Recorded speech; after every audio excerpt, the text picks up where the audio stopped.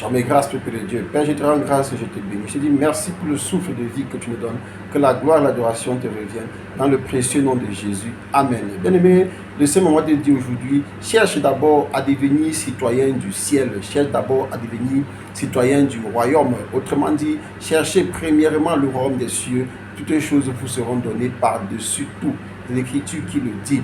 Pourquoi est-ce que tu dois chercher le royaume des cieux? Parce que quand tu cherches le royaume des cieux, tu as la vie éternelle. Comment est-ce que cette vie éternelle nous a donné? Nous a donné par Jésus-Christ. Alors on voit ça dans le livre de Romains chapitre 6 au verset 23. Il est écrit, mais le don gratuit de Dieu, c'est la vie éternelle en Jésus-Christ, notre Seigneur. C'est un don gratuit, bien-aimé. Autrefois, nous étions sous l'autorité de la loi. Nous étions morts physiquement, nous étions morts spirituellement et étions des proies destinées pour l'enfer. Mais le Seigneur Jésus-Christ, par amour pour nous, a envoyé son Fils Jésus-Christ afin que le Seigneur Dieu, tant pour moi, par amour pour nous, a envoyé son Fils Jésus-Christ afin qu'il vienne vivre autour parmi nous et mourir sur la croix. Il s'offrit en sacrifice pour nous, pour que nous ayons la vie éternelle, pour que nous soyons sauvés. Et aujourd'hui, on voit encore des gens qui sont prêts à devenir citoyens américains, citoyens français, citoyens Schengen, citoyens britanniques, citoyens allemands, citoyens japonais, citoyens canadiens, mais ils ne sont pas prêts à devenir citoyen du ciel. Je vais te dire, bien-aimé, tous ces pays dont tu es devenu citoyen, c'est pas mauvais, mais sache que chaque pays est gouverné par une autorité. Quand tu deviens citoyen de ces pays-là, tu es forcément sous l'autorité de ces nations-là. Mais il y a quelqu'un qui est venu remporter une victoire extraordinaire, une victoire monumentale sur toutes ces autorités-là. Et par lui, nous avons le don gratuit de la vie. C'est Jésus-Christ. Dans le livre de Colossiens chapitre 6, à partir du Colossiens chapitre 2, à partir du verset 6, nous pouvons lire Colossiens 2, je cherche. Ainsi donc, comme vous avez reçu le Seigneur Jésus-Christ, marchez en lui, tant enraciné et fondé en lui et affermi par la foi, d'après les instructions qui vous ont été données et abondées en action de grâce. Je peux lire ça sur une autre version pour te rendre cela plus facile. Il est écrit, ainsi, vous avez accepté Jésus-Christ comme Seigneur et Sauveur. Oui, bien-aimé, on a dit, il faut accepter le Seigneur Jésus-Christ comme Seigneur et Sauveur afin que tu deviennes un citoyen du royaume. Vivez dans l'union avec lui, toujours communier avec lui, toujours rester attaché au Seigneur Jésus-Christ dans tout ce que tu fais, dans les décisions importantes que tu apprends dans cette vie, toujours faire recours au Seigneur Jésus. Soyez enracinés en lui et construisez toute votre vie sur lui. Oui, bâtis ta vie avec Christ. Soyez toujours plus ferme dans la foi. La foi, oui, bien-aimé, il est important que tu maintiennes une vie de foi parce que Satan n'aime pas la foi. Or, la foi, Dieu est le consommateur de notre foi. De l'autre côté, Satan n'aime pas la foi parce que la foi est l'ennemi.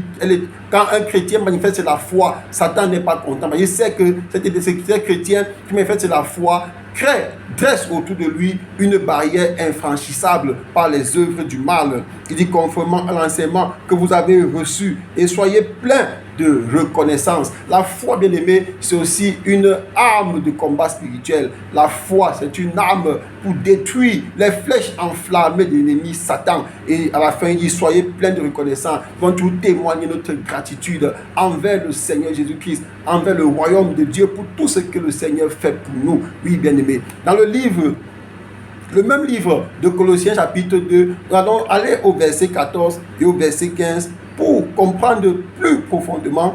À partir du verset 14, il dit, il a effacé l'acte dont les ordonnances nous condamnaient et qui subsistait contre nous et il a détruit en le clouant à la croix. Donc le Seigneur Jésus-Christ a effacé toutes les condamnations qui pesaient sur nous. Avant la venue, nous étions morts physiquement, spirituellement, et étions une proie bien faite pour l'enfer. Aujourd'hui, le Seigneur Jésus-Christ, par sa mort, a effacé tout cela. Nous ne sommes plus soumis à cette mort-là. Et il dit, il a dépouillé les dominations, les autorités, il a livré publiquement en spectacle en triomphant d'elle par la croix. Par la mort de Jésus-Christ, nous avons désormais le pouvoir de marcher sur les serpents et les scorpions et sur toute la puissance de l'ennemi. Et rien ne pourra nous nuire. par la mort du Seigneur Jésus-Christ, il a livré en spectacle, en triomphant des autorités de domination, des esprits mauvais, des démons. Désormais, nous avons à les déclarer contre eux au nom de Jésus. Satan a déjà été vaincu. Nous n'avons même pas à lutter contre le diable, juste à résister contre lui, parce que le Seigneur Jésus-Christ a déjà vaincu Satan.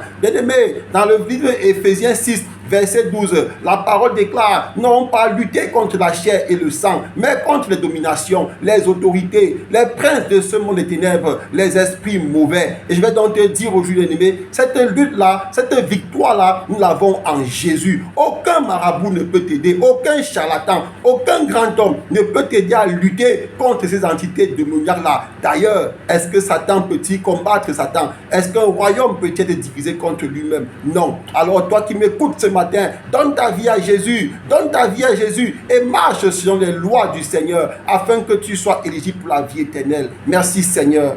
Amen.